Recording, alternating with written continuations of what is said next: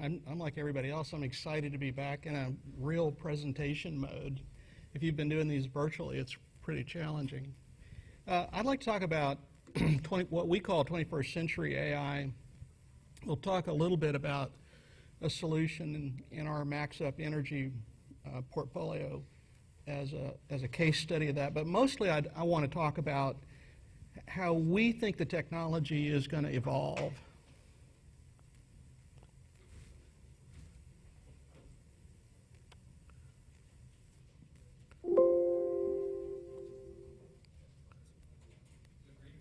The green button, the great big green arrow, which you're not supposed to. It's an intelligence test. So there's several things I'd like to cover today, and I'm not going to read you all these. But there's a shift from earlier stuff in the 20th century to what we have now. And it's important to understand what we can do with earlier technology, understand when is that good enough for production problems in particular is what we're interested in. And when do we need something different? And I'll show you some examples of what we think of as 21st century AI. And then we need to ask ourselves, well, could I do that with mainstream AI? And several of the speakers have talked about the need to define terms. I'm going to do that a little bit.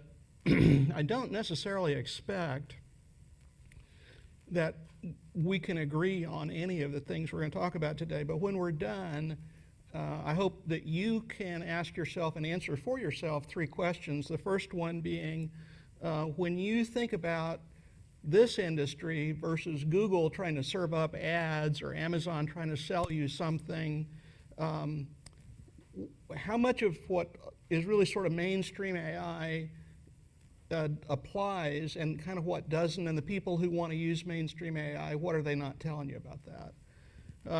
For upstream in particular, how could we use predictive analytics to improve our cash flow, because cash flow is so critical at this phase of the industry. And then there's a thing that some people have already talked about that we call evolved AI, and to what extent is that the future of our industry? So Deanna and some other people, our first speaker today, used the term hybrid AI. And when we think about mainstream is over here, and that is what I would call conventional data-described AI, that I have to have data to describe the AI. Some other folks have talked about physics-based models. Some people talk about a broader set being guided AI. And when you begin to combine those together, a lot of folks will call that hybrid AI. We tend to call it evolved AI if there's some sort of hierarchy that controls how this works. So conventional, what we'll talk about today is conventional and descriptive AI that's described by the data is really promising, where your data is free and abundant. So think about Walmart. Walmart gets billions of barcode scans a day, right? They have to in order to run their cash registers. So that data, the marginal cost of that data to them is precisely 0. They had to do it to sell you the potato chips. So that data is free and abundant. And in consumer stuff, we have outcomes that are frequent and they're worth predicting. If you buy kitty litter, are you going to buy cat food, or did you just want to soak up the oil spill on your garage floor, right? And then is the knowledge unknown? Why do people buy more kitty litter one day of the week than another? I mean, who could explain that? There's no physics, there's no physics calculation to tell you how that works. So those are all examples of where what I'll call mainstream AI, data-described AI, that really works. Now, as we have evolved to the place, we have enough computing power that we can begin to embed things like physics calculations into an AI thing. Now we can begin to move into areas where data is really costly, or maybe the data flow is hard to implement. There's a rule that we use at our place called Domino's rule. Domino's rule says if you can't order a pizza You probably don't have as much bandwidth as you think. I commend any of you to go out to Ward County and try to order a pizza in Ward County. And some things haven't happened very often. A lot of our clients are asking us to predict things that they know they face in the future as machinery wears out, but they haven't ever seen that failure before.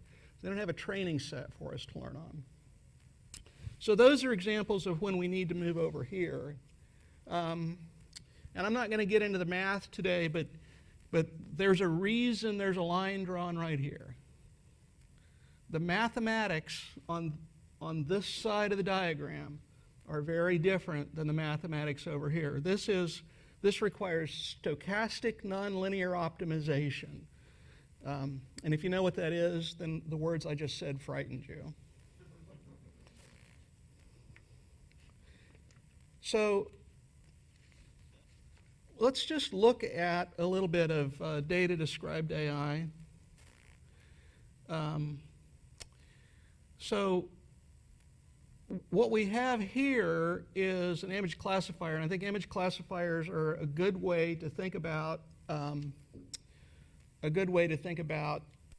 things like seismic interpretation, because it's things that human beings have done with their eyes, right? The way 1 million years ago, when I was associated with the old GSI outfit, you know, there were squiggly lines that got printed on paper, and human beings looked at those. Well, this is pretty impressive. We not only know that's an apple, we know it's a Granny Smith apple. That's a pretty impressive achievement. And so if I was sorting fruit, which by the way is an application of this kind of technology, the really expensive Fuji apples that you get in the grocery store have been sorted by some kind of image thing that knows this is a really premium apple, and somebody's going to pay me more for this than the one that has a dent in it. But it is vulnerable. So when some joker added that on there, now all of a sudden it thinks it's an iPod. Now why does the neural network think it's an iPod? Well, the answer is we don't know. We know that it's fragile. It's fragile to distractions. And because the AI is a black box, we don't know when it is. Now, for a lot of applications, that's okay. If I want to cue a human analyst, this did no damage, right? The human analyst isn't tricked by that, and the human analyst looking at seismic, as long as you don't have so many silly false alarms, they turn it off, it's okay. So there are plenty of good applications for this technology. Another good application is natural language processing. Somebody mentioned today reading oil and gas leases. Reading oil and gas leases is a horrible, miserable experience for human beings. There are some people in the room who have done it. I see their head going up and down. It is just terrible. Well, you can train an NLP to do that. And here's one of a test. You know, when you were in 8th grade, you had to take these reading comprehensions tests. They'd give you something to read, and then they'd ask you a question. So this is a reading comprehension test, and the question is, after you read that paragraph, who was the quarterback? What was the name of the quarterback who was 38 in Super Bowl 33? And the right answer is John Elway, and the NLP was smart enough to do that. It reads at about 8th grade comprehension, which is pretty good. Now, if I add this one more sentence, the sentence in blue there, which has nothing to do with the question, it's going to change its prediction to Jeff Dean. Why did it change the prediction to Jeff Dean? Well, we don't know. It's a neural net. It's a black box. We don't know. It's fragile and it's brittle. So again, I need human oversight. Now, what we see in reading oil and gas leases is this kind of technology works if you set a criteria about which leases need human review. It will work, depending on your vendor, somewhere in the 80-90% region. Well, if it's uneconomical to go into that room and take those banker's boxes full of paper and read thousands and thousands of leases, being wrong 10 or 20% of the time is better than not looking at all, right? You're wrong 100% of the time if you don't look. So what we'd like to do is again, we need to understand when it's kind of okay to be wrong part of the time. And so first thing I want to show you is I'm going to talk about some shortcomings of what I'll call mainstream AI, but it's really important to acknowledge there are a number of really wonderful applications that works just fine for. Now, I was talking to somebody earlier about what we can learn from benchmarking other industries. This comes from a chemical industry, not oil and gas. And one of our partners asked us to look at a data set where they had instrumented a factory with the owner of the factory. They had 100% control. There were thousands of pump motor combinations in this chemical factory, pumping their soup around the factory. All instrumented up, and what they found was that after 3 years of data collection, they could only predict one failure in the entire factory. And everybody was really discouraged by that, of course. So they asked us to take a look at it and try to understand why that was. Now this is sanitized from their data. I can't name names, but the underlying math is the same, and it's pretty close to representative. So imagine that factory had 1,000 motors in it, electric motor, a pump, and a variable frequency drive controller. So how long will it take to get a training set? Well, there's 40 failure modes in that triad. Between those three devices, there's 40 failure modes. 23 of them are what we call primary failures. You would expect to see them relatively often, and 17 are pretty rare. So when you run the math at the failure rate, we expect to see about 670 primary failures a year. But remember that this number right here, that's divided into 23 different kinds of failures. So I don't get very many labeled failures per failure type. When you run the math out on how that works, I want to know how long it takes to get a training set. It takes me about 5 years to get 100 examples of each primary failure just for the motor, not for the other two components. Most people can't train a classifier with 100 labels examples. 1,000 is typically what you want. So that's discouraging. That says I'd have to have a classifier that performs better than what most people would expect. I want to see interaction between these failures. So there's a seal between the pump and the motor, right? That seal is a failure, and it can manifest either in the pump or the motor depending on what's leaking. For example, if what leaks is electrical current into the motor, into the bearing, I'm going to experience the failure as a bearing burnout. Well, okay, I have to see all those things interact with each other to understand them. That will require more than a lifetime for you to learn all those examples from data only. And it's going to take you multiple human lifetimes before you work your way through all of this. Now, this is not an ESP. This is not 2 or 3 miles down underground, right? This is sitting in a factory. So let's think about an ESP, which is something we care about. It's going to take lifetimes, and an ESP, if I just take the common failures, has 60. It's a much more difficult problem. So we sort of have to stop and ask ourselves, is that a problem that I would want to take on with conventional data-driven AI? And of course, our answer is we think that there's a better way to do that. So I'll come back to this diagram for a minute.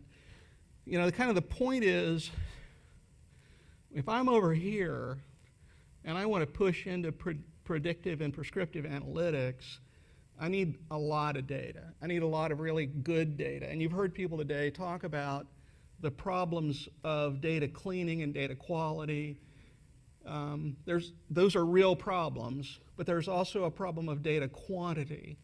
And there's some reason to think, based on our experience, that data quantity challenges and data quality challenges are related. If data is hard to get, I don't know if it's just some kind of perverse law of the universe, but when it's hard to get, it turns out that one piece of data that was really valuable to you, it got polluted somehow. I don't know why it works that way. So when I do these two things together, is that somehow better? Well, here's an example of what we would call evolved AI. Remember, if I go back, evolved AI is when I am just not smart enough to run this thing. Evolved AI is when I'm blending all of this stuff together. And when I've got a set of rules that control it. So you have in your head at least a half a dozen different separate processes that process an image that comes through your eyeball. You've got one set of work that only deals with recognizing faces. So when I look around the room, I can't help it. My brain is hardwired to see faces. In fact, there's good neurological evidence to suggest that function was hardwired before you were born. So that these different processes are good at different things, and then there's got to be a hierarchy that controls how they come together. If you've ever read Kahneman and Tversky, Kahneman talks about what he calls System 1 and System 2, one which makes very rapid, very nuanced, and very intuitive decisions. One is very deliberative, it's kind of clunky, it has to think through logical stuff, it's pretty slow, but it's probably a little more rational. And those two things together will trade off. So if you're making a major business decision, System 2, which makes rational decisions and likes to look at spreadsheets, kicks in. If you are in line at a buffet and something looks just lovely and you grab it and you're not sure how it ended up on your plate, that was System 1. And we've got a hierarchy in our head that kind of decides whether System 1 is turned on or System 2 is turned on. If you don't consciously take control of it, turns out System 1 is running all the time, making automatic decisions for you.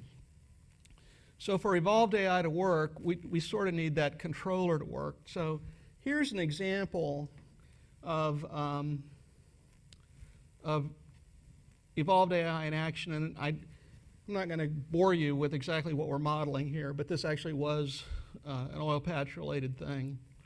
So I've got physics and business rules included, not data only.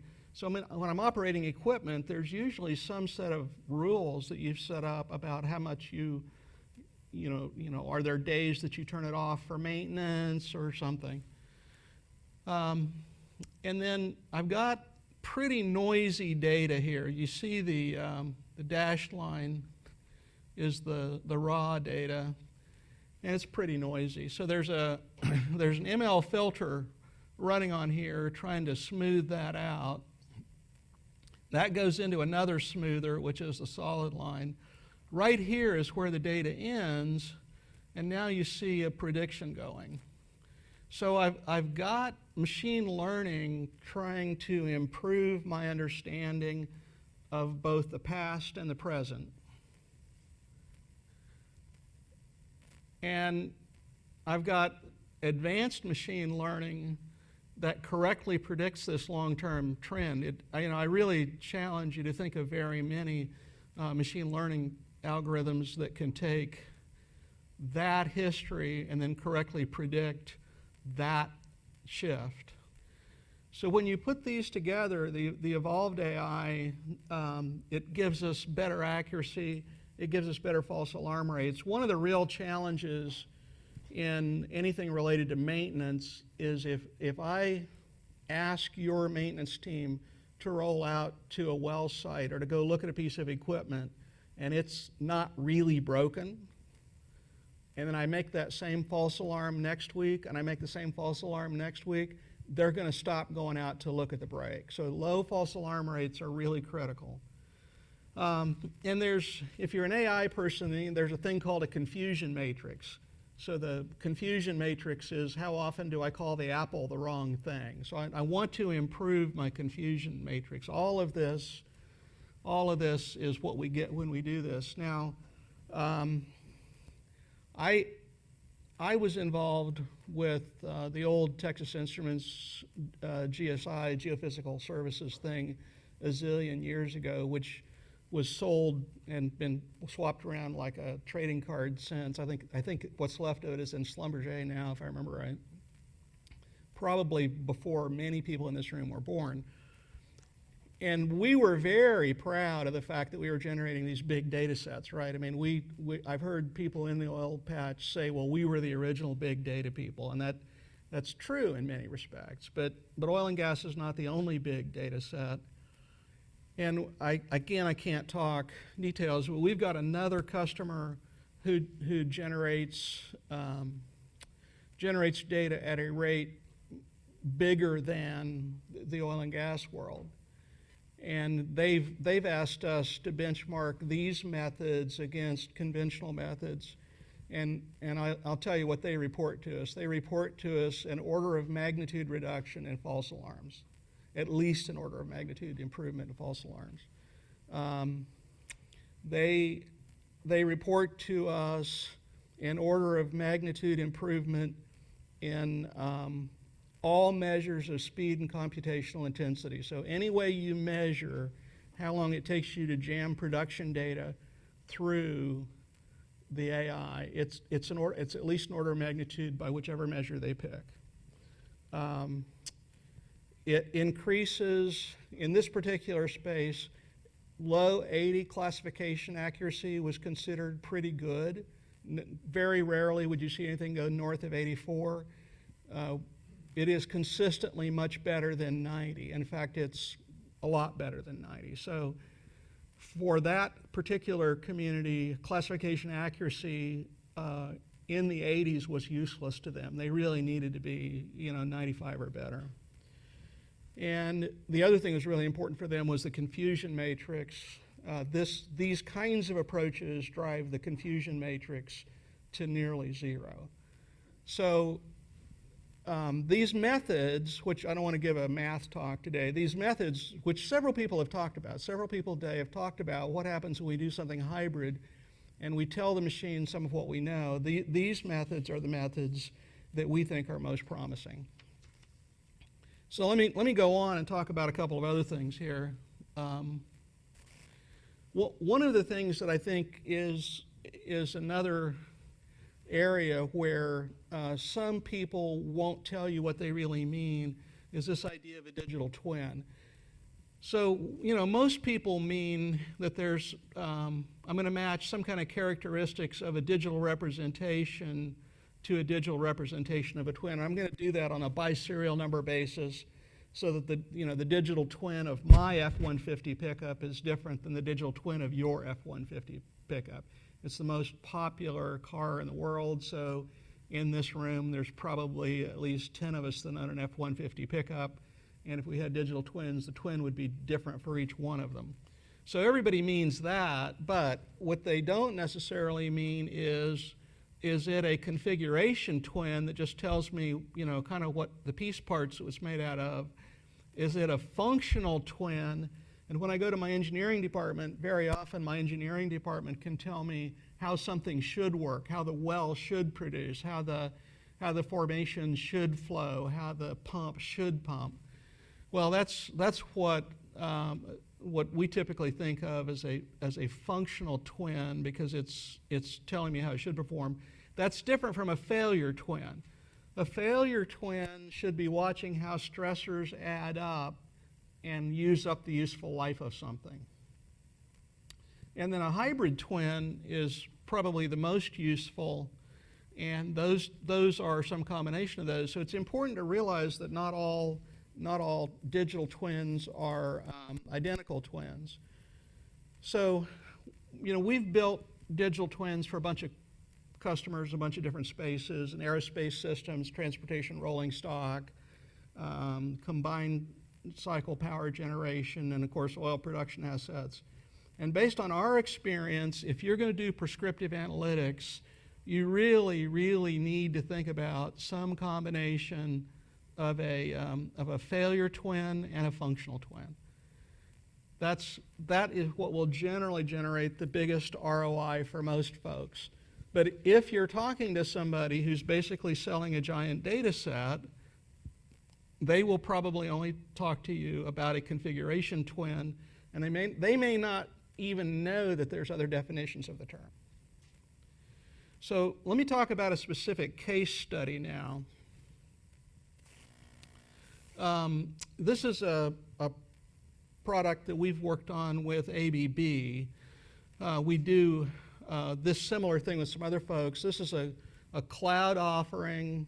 You buy it, software as a service subscription. It's a zero trust model where when ABB pulls data off of a wellhead, it goes up into the cloud, and then you can interact with it. You can, through your mobile interface, you're right there looking at a Grafana presentation, and you can see all your production assets. And when you get to the place where you want to go past just knowing about history and you want prediction and prescription, there's a box you can check from ABB, and that will tell you whether you know or not that you just bought something from us.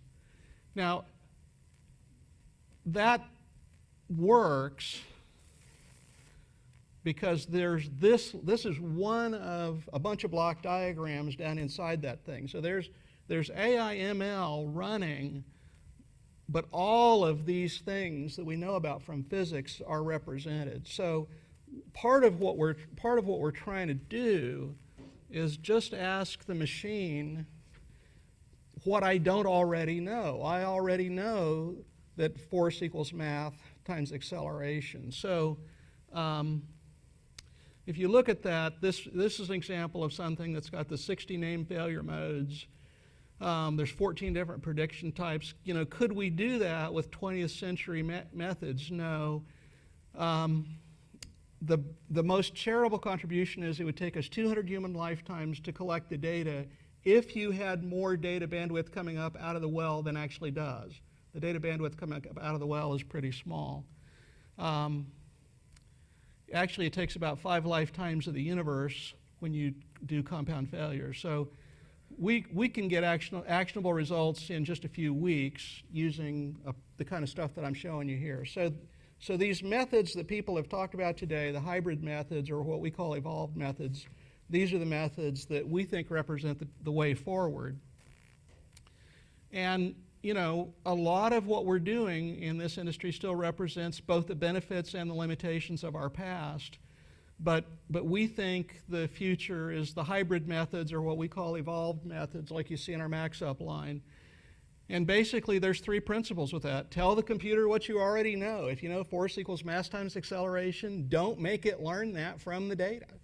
And focus machine learning on what you don't already know, and then use multiple intelligences under some kind of controller like your primate brain. That's the difference between you and something that can't pass the Turing test. I'd be happy to take your questions.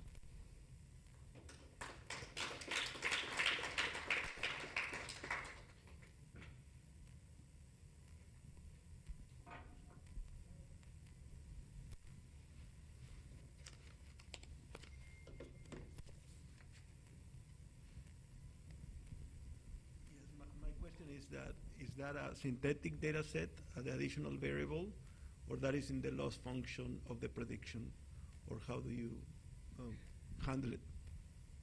I'm sorry, could you ask the question again, please? Well, the thing is this, you have knowledge out of the data, and also you have knowledge out of an equation.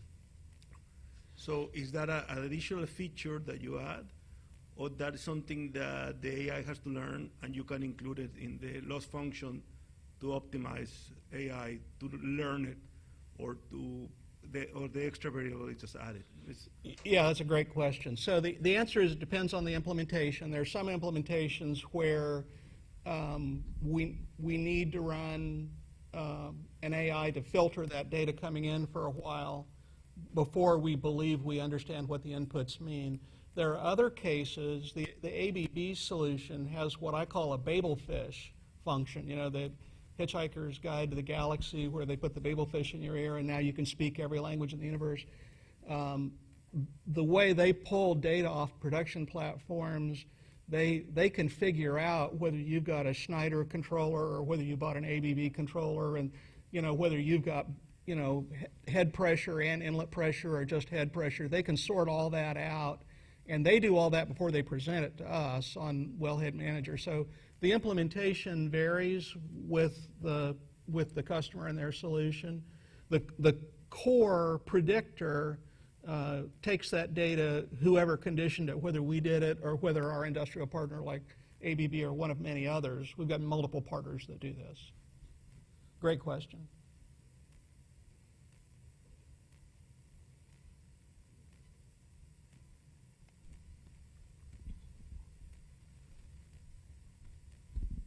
So firstly, I greatly appreciate the candor with which you've talked about advanced or hybrid AI. It's not very well understood at all, and it's still in its infancy, so thank you for sharing.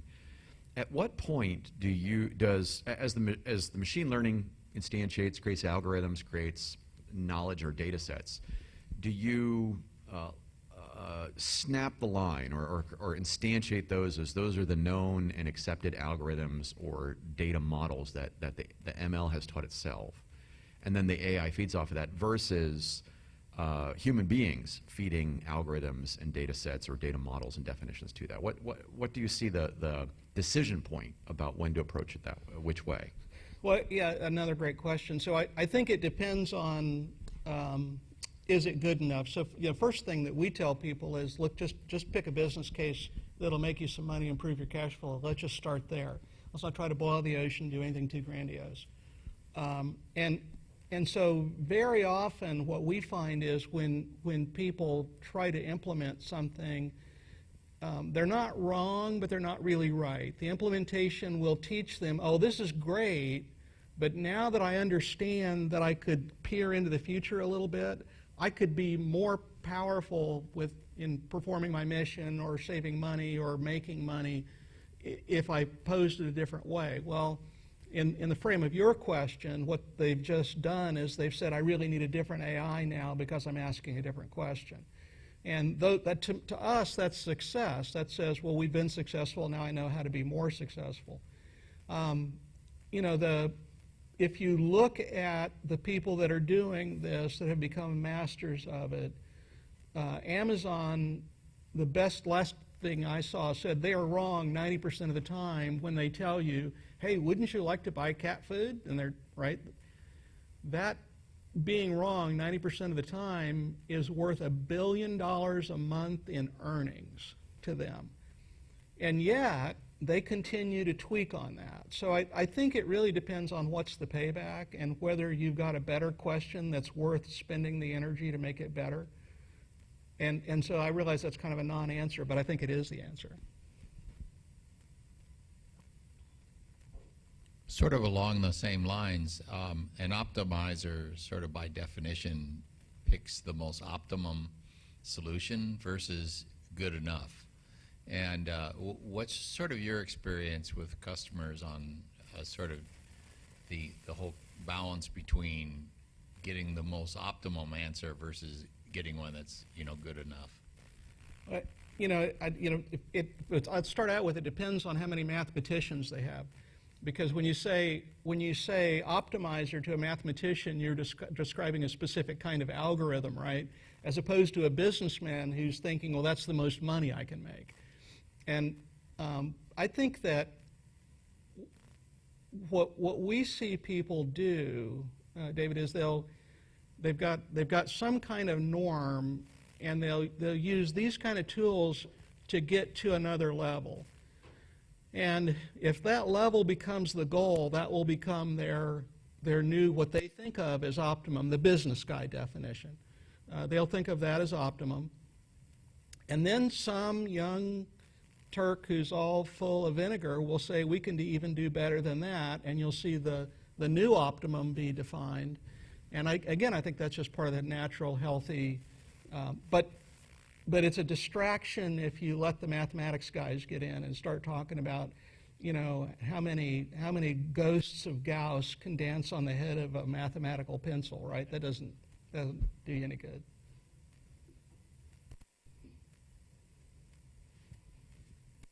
Do we have any virtual questions? Nope. Okay, any other questions? Okay. We have time for one more.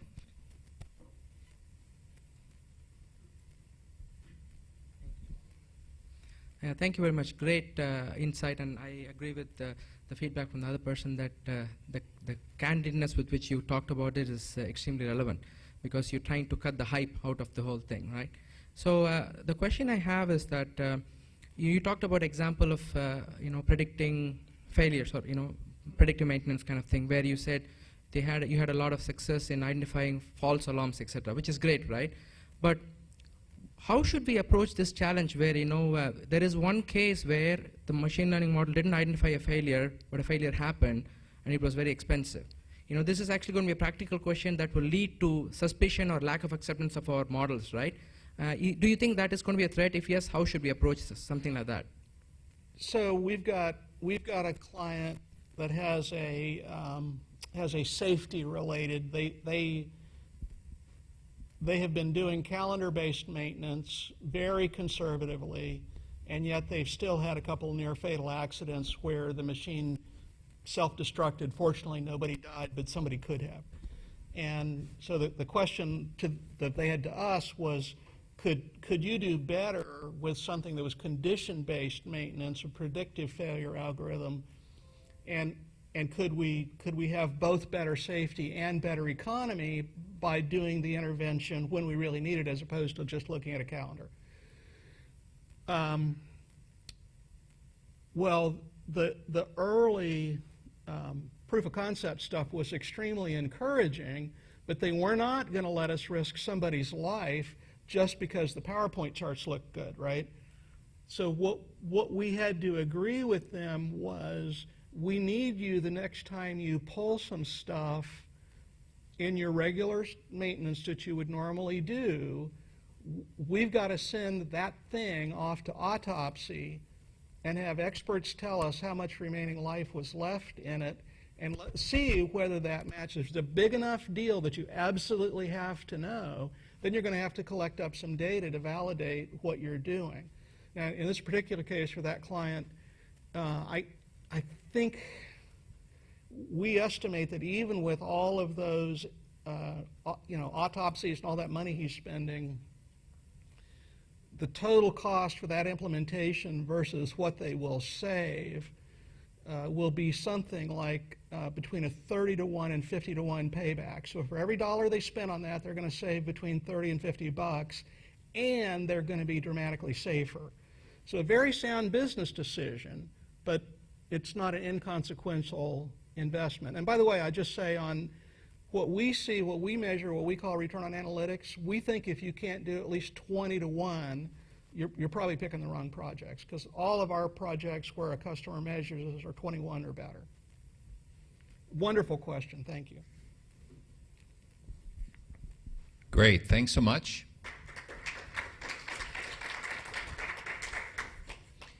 I did notice the data-driven production conference didn't happen this year. Maybe they caught on too, right?